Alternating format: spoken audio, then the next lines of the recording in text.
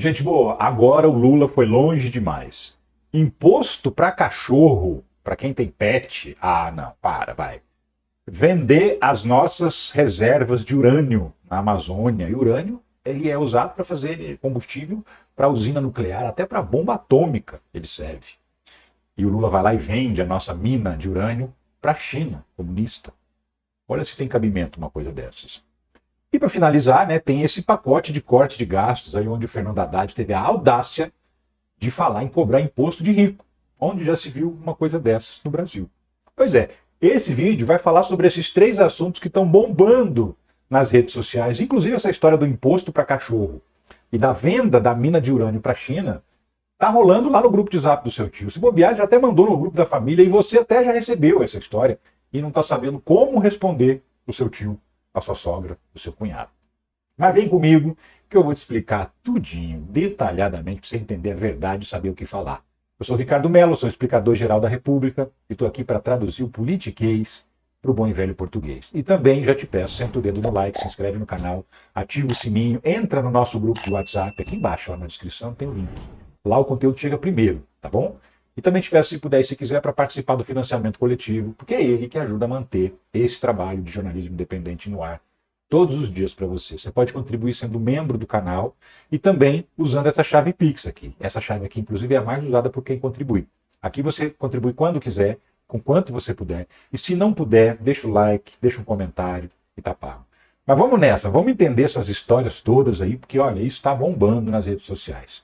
Primeira delas, pacote fiscal gera frustração e pode elevar juros, dizem analistas. Pois é, o governo apresentou um pacote de corte de gasto que vinha sendo exigido pelo mercado financeiro, pelo pessoal lá da Faria Lima, né?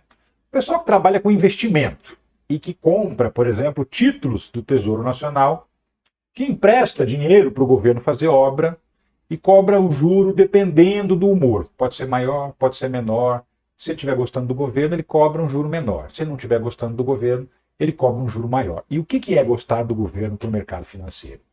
É o governo obedecer, fazer o que eles querem. E aí, já tem um tempo, eles estão cobrando que o governo apresentasse um pacote de corte de gastos, porque o governo está gastando muito, está gastando mais do que arrecada, então tem que dar uma reduzida nas despesas. E aí o mercado, inclusive, escolheu quais as despesas precisavam ser reduzidas. Publicaram até alguns documentos, alguns bancos chegaram a publicar documentos falando isso. O que o mercado achava que era necessário? Cortar gastos que o governo tem com pessoas mais pobres. Por exemplo, desvincular o salário mínimo da aposentadoria. O que isso ia provocar? O salário mínimo aumenta acima da inflação, a aposentadoria ia aumentar menos. Então, aos poucos, você tem uma distância entre o salário de uma pessoa da ativa e de um aposentado. Também queria reduzir a quantidade de pessoas que recebem o benefício de prestação continuada, que é o BPC. O que é isso? É um auxílio de um salário mínimo para pessoas deficientes, pessoas pobres, idosos, que não têm condição de se sustentar e que também, ao longo da vida, não tiveram trabalhos formais e não contribuíram com o INSS. Então, essas pessoas recebem um salário mínimo por mês de auxílio para elas sobreviverem. O mercado financeiro, os investidores, também queriam que menos pessoas recebessem esse benefício. E também eles achavam o seguinte, que o governo do Brasil gasta demais com educação e com saúde. Ah, é muito dinheiro para educar os outros e para tratar a saúde das pessoas, né? Não tem condição. Tem que reduzir os tetos constitucionais. O que é isso? Dentro da arrecadação do governo existe um percentual mínimo, obrigatório, que está na Constituição, que determina que o governo tem que gastar X com educação, Y com saúde. Não pode gastar menos do que esses valores. Enfim, a educação e a saúde no Brasil, ela é pública, mas não é lá essas coisas, né? E olha que tem uma exigência alta de gastos em educação e saúde.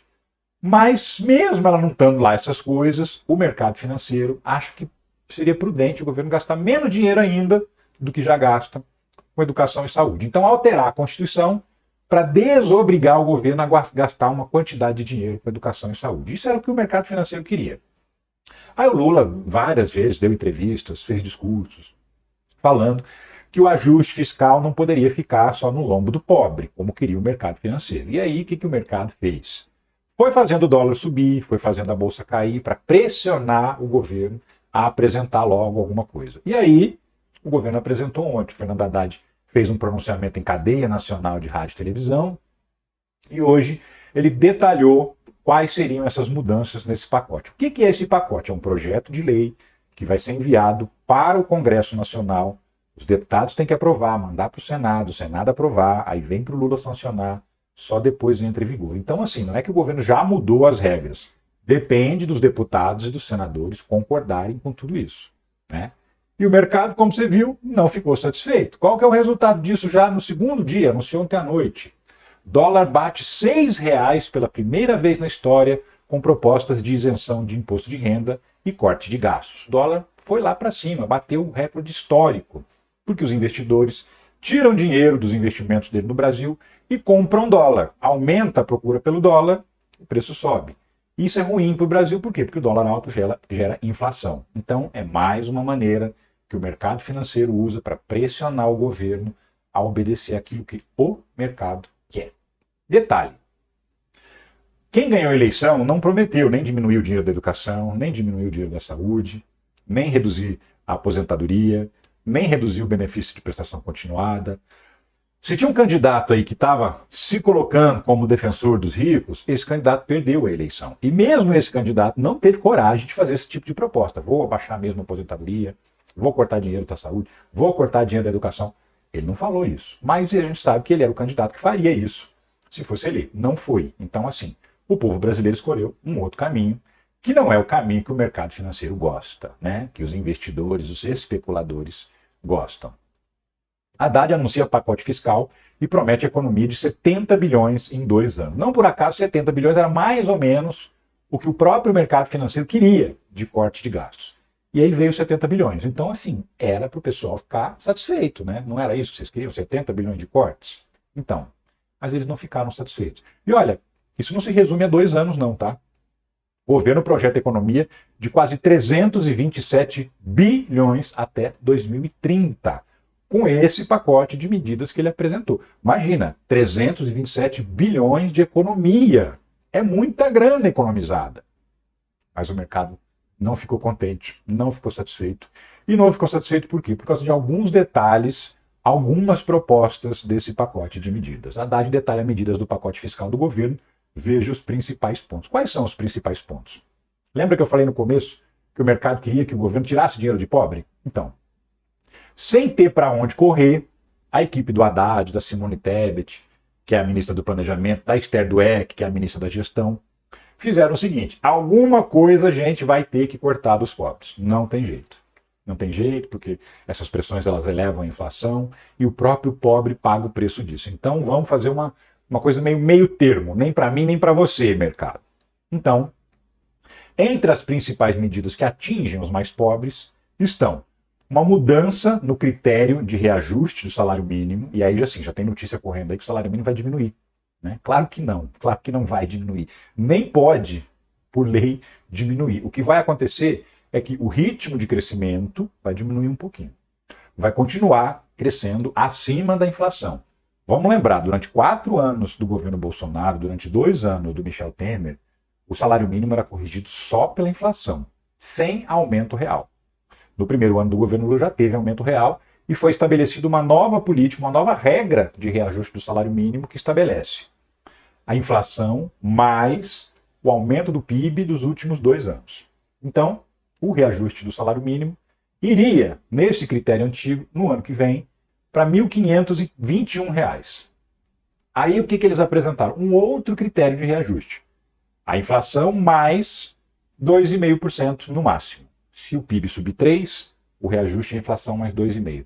Se o PIB subir 2, é a inflação mais 2. Então, se passar de 2,5, o PIB, o crescimento do PIB, o salário sobe a inflação mais o teto de 2,5. Qual que é a diferença? A diferença é de R$ 6 na mudança do salário mínimo para o ano que vem. Ao invés de 1.521, a estimativa é que o salário mínimo vai crescer para R$ 1.515. Ok, afetou o mais pobre. Lembrando, cada R$1 que aumenta o salário mínimo, aumenta 300 e poucos milhões de reais a despesa da Previdência. Por quê? Porque a aposentadoria de quem ganha um salário mínimo sobe junto, né? Ninguém pode ganhar uma aposentadoria menor de um salário mínimo. Uma boa parte dos aposentados recebe um salário mínimo. Também impacta no BPC, o benefício de prestação continuada, porque o valor mínimo do benefício é um salário mínimo. Auxílio-doença, a mesma coisa. Então essa redução no ritmo de crescimento do salário mínimo vai impactar a Previdência também, que paga esses benefícios, que também vai ter uma redução do crescimento das despesas. Então não é que o salário mínimo vai diminuir, o salário mínimo vai continuar crescendo acima da inflação, mas num ritmo um pouco menor do que o ritmo atual. Ok. Outra mudança, o abono salarial. Quem ganha até 2 salários mínimos tem direito a um abono salarial todo ano. E aí o que o governo... Esse abono seria o equivalente a um 14º salário, tá?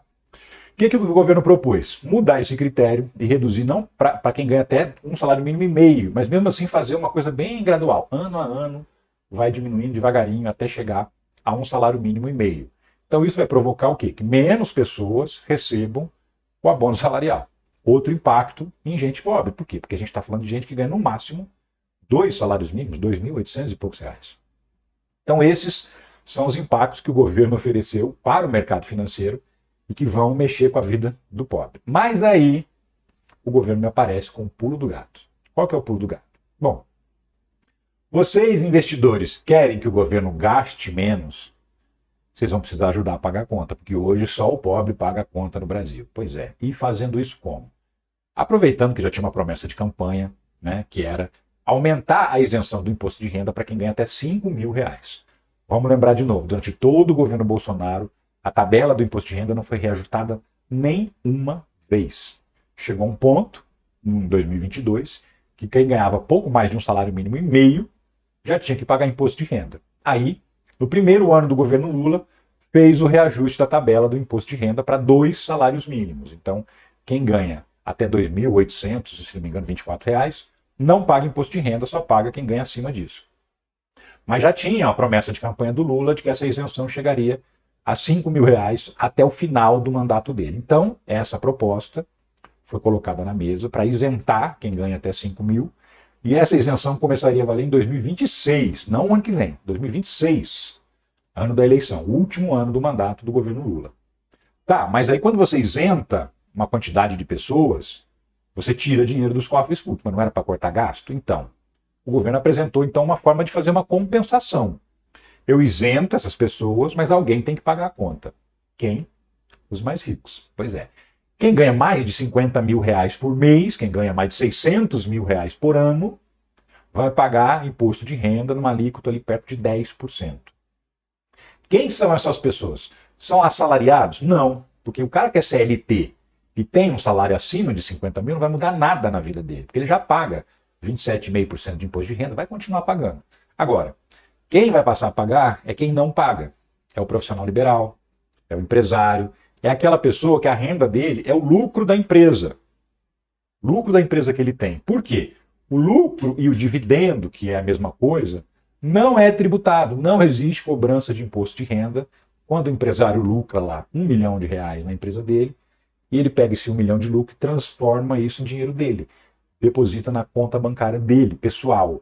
Quando ele faz isso, apesar de ganhar, sei lá, 1 milhão por mês de lucro da empresa dele, ele não paga imposto. Então aí o governo propôs uma mudança. Não, vamos cobrar sim dessas pessoas. E olha, existe uma diferença aí, assim, brutal no número de interessados nessa história. Folha de São Paulo. Isenção do imposto de renda para R$ 5.000 beneficiará 26 milhões de pessoas. Imposto mínimo, que é esse aí cobrado para quem ganha mais de 50 mil por mês, atingirá 100 mil pessoas. Então, o governo optou por ajudar 26 milhões e para ajudar essas pessoas, 100 mil vão ter que pagar um pouco mais de imposto. Mas é gente que tem dinheiro para pagar, tá tranquilão na vida, né? Qual que é o problema aí? O problema aí é que os próprios operadores do mercado financeiro provavelmente vão ser tributados, porque a gente que ganha nessa faixa aí, de 50 mil para cima. Os próprios deputados e senadores vão ser tributados. Por quê? Porque além de deputados e senadores, a imensa maioria deles também é empresário na vida pessoal. É fazendeiro, é advogado, tem uma empresa em qualquer área aí, fora do seu mandato de deputado. Essas pessoas vão ser tributadas também. E é justamente as pessoas que vão ter que votar essa medida. Será que essas pessoas vão aprovar essa medida? Agora é que a gente vai ver quem é que defende pobre e quem é que defende rico, né? Porque esses dias o Congresso rejeitou taxar as grandes fortunas. Agora vai ficar bem escancarado quem defende a população mais pobre e quem não defende. Então, é por isso que o mercado financeiro ficou bicudinho. Por quê? Porque ao mesmo tempo em que veio o que ele queria, que era o corte de gastos, também veio um imposto que eles não queriam pagar. E aí estão chateadinhos, estão bicudinhos e estão pressionando. E essa pressão vai vir cada vez mais forte, tá? Não vai ser só por hoje, amanhã, não. Vai ser uma pressão forte, pesada, e a gente tem que estar preparado também para se manifestar nas redes sociais, no grupo de Zap, pressionando os nossos deputados e senadores para que eles aprovem essas medidas e para que essa classe média baixa, que ganha até 5 mil por mês, seja beneficiada. Ah, mas aí, quem ganha 5.001 já vai levar uma paulada? Não, também vai ter uma escala. Quem ganha de 5.001 até 7.500 reais vai ter um desconto no imposto de renda justamente para não dar esse salto. Até 5.000 nada, de 5.001 para cima uma pancada. Então vai ter um desconto até 7.500 reais. E depois de 7.500 reais para cima, aí vale a tabela que existe hoje. É isso que vai ser feito com o imposto de renda. Quero ver agora aprovar. Mas a bola está com o Congresso Nacional. O Lula fez a parte dele, está aqui. Eu prometi em campanha colocar o pobre no orçamento, colocar o rico no imposto de renda. Está aqui a proposta. Quem quiser ser contra, que dê a cara a tapa e diga que está defendendo os ricos. É isso que vai acontecer. Mudando de assunto, a gente tem que falar também sobre essa história da China ter comprado uma mina bilionária de urânio, de nióbio. Tem mais de 100 minerais valiosos nessa mina que fica lá na Amazônia. Fica a cerca de 300 quilômetros de Manaus. Que história é essa? O Lula foi fazer um negócio desse por quê? China compra por 2 bilhões reserva brasileira rica em urânio e nióbio na Amazonas. Então, uma empresa chamada China Phosphorus Trade comprou uma mina, uma empresa que explora uma mina lá no Amazonas. E essa empresa é uma empresa brasileira chamada Taboca, tá? Mas o que é importante a gente entender aqui? A reserva rica em urânio localizada no Amazonas é vendida à China por 2 bilhões de reais. É isso aqui que é importante. A transação foi intermediada pelo grupo minerador Mitsui com a empresa estatal chinesa. Então, vamos lá. Quem comprou é uma empresa estatal da China, pertence ao governo da China. Ela vai explorar agora o urânio. Urânio é um material que é feito para produzir combustível, por exemplo, de usina nuclear, igual a usina de Angra 1, de Angra 2, mas também é enriquecido para ser transformado em material explosivo, em bomba atômica. É por isso que está todo mundo assustado, onde já se viu entregar isso para a China e tal. E o que o Lula tem a ver com isso? Pois é, nada. Nadinha. Essa mineradora, esse grupo minerador Mitsui, é um grupo peruano. Ele já é o dono da mina. Então, assim, hoje existe uma empresa peruana que explora nióbio, que explora urânio, que explora estânio, que é um material que é usado até em bala de revólver. Esse material é explorado por uma empresa peruana. Então, beleza, o Peru explorar essas coisas no Brasil, tudo bem, só não pode a China. O que aconteceu foi que uma empresa privada foi vendida para outra empresa.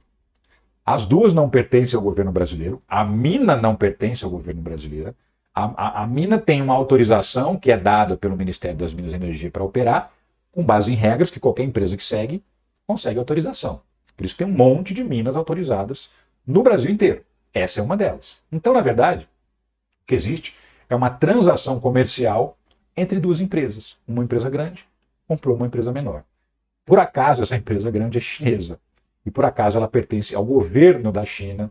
E nem é a primeira vez que empresas estatais chinesas chegam comprando coisas no Brasil. Na verdade, se você soubesse, as estatais chinesas são donos de muita coisa no Brasil. Por exemplo, o setor energético, de eletricidade. A maioria das empresas concessionárias de energia do Brasil hoje pertencem a grupos chineses e grupos estatais chineses. Tem usinas hidrelétricas que empresas chinesas compraram.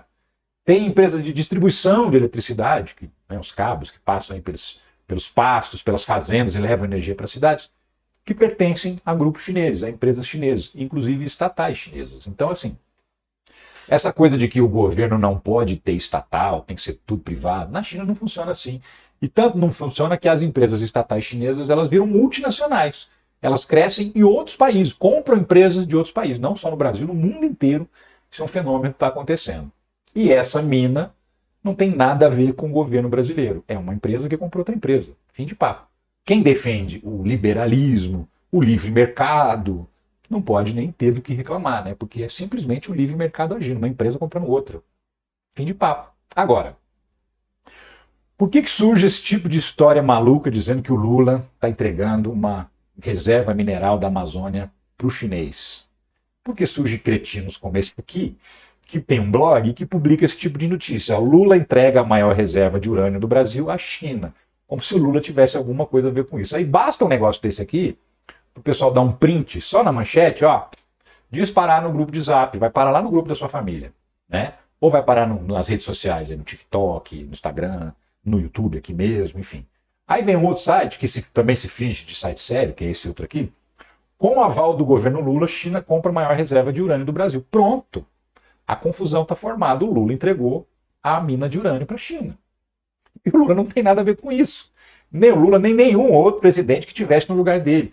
Se o Bolsonaro tivesse sido reeleito, essa empresa estava comprando do mesmo jeito a mineradora do Peru, que explora minério na Amazônia. Então, na verdade, não tem nenhuma interferência do governo mais. Tem um pessoal que tem sites que tentam fazer parecer que é sério, porque isso realmente só precisa da manchete, só precisa do print. Ninguém vai ler o texto. Se você ler esse texto aqui, não tem nenhum lugar que está falando que aval é esse que o governo deu. Não tem uma frase dizendo, olha, o Ministério das Minas e Energia deu uma autorização. Nada, não tem nada. Simplesmente fala que o governo Lula deu um aval, assim, ó, de uma maneira genérica, sem explicar nada, sem falar quem deu esse aval, sem falar se é preciso dar esse aval para uma empresa comprar outra. Simplesmente bota lá no título e pronto, a confusão está armada. Então não, o Lula não está entregando nada para a China. O que existe é uma empresa privada sendo vendida para uma outra empresa, que é chinesa. E que não é privada, é estatal. Mas isso é livre mercado. Vocês não acham lindo o livre mercado? A liberdade econômica não é maravilhosa? Então, isso aí é liberdade econômica. O Lula não tem nada a ver com isso. Ah, mas aí tem um outro problema, né? Não satisfeito com tudo isso, o Lula resolve cobrar imposto de quem tem cachorro, de quem tem gato. Pois é, imposto de pet, é isso que está rolando também. Será que é verdade? Vamos ver então, olha só. Sempre ela, Revista Oeste, já começa por aí. Lei aprovada no Senado gera temor de imposto sobre pets. Porque foi aprovada uma lei do Senado e as pessoas estão falando, meu Deus, o governo vai cobrar imposto do meu cachorrinho, do meu caramelo, vai cobrar, vai ser o imposto do caramelo, o imposto do meu gatinho, o imposto do meu papagaio, do meu periquito. Não, absurdo. Então, vamos entender essa lógica. Senado aprova a criação de Cadastro Nacional de Animais de Estimação. Agora, 2 dias atrás, o Senado aprovou uma lei que autoriza o governo, quer dizer, não é que o governo vai fazer ainda, ele está autorizado a fazer, se quiser está autorizado. Um Cadastro Nacional de Animais de Estimação. O que é esse cadastro? A prefeitura vai fazer, vai repassar os dados para o Estado, que também vai repassar os dados para o governo federal. Para que serve esse cadastro? Para você fazer uma campanha de vacinação, você vai saber exatamente quantos animais tem, onde eles estão, né? Para você fazer um trabalho de segurança sanitária, para você localizar um animal perdido, achar o dono mais rapidamente, porque esse animal está cadastrado. Para você que abandona animal na rua, que abre a janela do carro, joga o cachorrinho para fora, para você ser pego no flagra e ser multado por maus tratos, para pegar safado que maltrata animal. Para isso que serve o cadastro, né? Ele foi criado, ele foi elaborado, esse projeto foi elaborado por esse deputado aqui, ó, Carlos Gomes. Ele nem é deputado mais, já não está mais no mandato, já não se reelegeu e tal. Quem é esse sujeito aqui? Um pastor da Igreja Universal, lá do Rio Grande do Sul, do Republicanos. Republicanos é o partido do Tarcísio de Freitas. Um sujeito assim, bolsonarista, pelo menos nas votações, tá? Ele votou 94% das vezes a favor do Bolsonaro durante o mandato do Bolsonaro como presidente. Aí o Bolsonaro saiu, ele saiu também. Então, assim, não é um esquerdista, não é um comunista, nem um pastor da Universal, bolsonarista. Ele propôs isso em 2015. A Dilma não tinha nem sido empichada ainda, quando ele propôs isso, pra você ter uma ideia do tempo que faz. Aí o trâmite foi demorando, foi andando nas casas, foi aprovado na Câmara, aí vai para o Senado e tal. Chegou no Senado, foi aprovado. O texto é esse aqui, ó, projeto de lei, tá vendo lá a data em cima? De 2015, do senhor Carlos Gomes, determina a criação do Cadastro Nacional de Animais Domésticos. Então, como é que vai funcionar esse cadastro? Segundo o projeto de lei, as pessoas vão cadastrar o seu CPF, seu endereço, o nome do seu cachorrinho, do seu gatinho, a raça, quando você adquiriu esse animal, se foi doado, se foi encontrado na rua, se foi comprado, esse tipo de informação. Né? E aí vai ser feito um acompanhamento. Né? O governo sabe, ó, na cidade X tem 5.000 cachorros cadastrados. Então eu vou fazer uma campanha de vacinação contra a raiva, por exemplo. Eu sei até a quantidade de cartazes que eu mando para essa cidade, porque eu sei mais ou menos quantos animais tem lá, sei quantas doses de vacina enviar. Enfim, esse cadastro só tem a beneficiar para cuidar da saúde do animal. E também, nesse cadastro, se o seu animal tiver chip, sabe aquele chip que põe na pele, que tem a identificação do animal? Se ele tiver chip, você também informa no cadastro. Por quê? Encontrou um animal na rua, perdido. A prefeitura vai lá, passa o aparelhinho, lê o chip. Ah, o cachorro é do Zé da Silva, rua tal, número tal. Liga para o Zé da Silva para ele vir buscar o cachorro. Encontra o dono mais rápido. É obrigatório ter esse chip? Não, não é obrigatório. Mas se o animal tiver, fornece isso, essa informação para o cadastro também. Se ele não tiver, tudo bem. Né? Então, esse é o espírito da lei. E por que essa lei é tão importante? Porque o Brasil tem menos de 210 milhões de habitantes e quase 150 milhões de pets, de cachorro, de gato, de periquito, de peixe, animaizinhos de estimação. Gado, cavalo, animais da pecuária, não vão ser cadastrados, não tem necessidade de cadastrar. Esse cadastro é só para animais domésticos, para o bichinho que você tem na sua casa. Tá? E aí, por conta dessa quantidade absurda de animais que o Brasil tem, 149 milhões de animais, o Brasil é o terceiro país do mundo com o maior número de pets por habitante. Só perde para os Estados Unidos e para a China, que são os países que têm mais pets. Mas assim, a China tem uma população 5 vezes maior que o Brasil, os Estados Unidos têm uma população que é quase o dobro da população brasileira. São os únicos países que têm mais pets. Até a Índia, que tem mais de 1 bilhão de habitantes, não tem tantos pets quanto no Brasil, para você ter uma ideia. Só que aí, dias atrás, antes da aprovação dessa lei pelo Senado, foi publicada uma matéria na imprensa. Essa matéria aqui. Tutores na Alemanha pagam imposto de cerca de R$ 700 sobre cachorro. Em Berlim, o imposto anual é de 120 euros, R$ 731.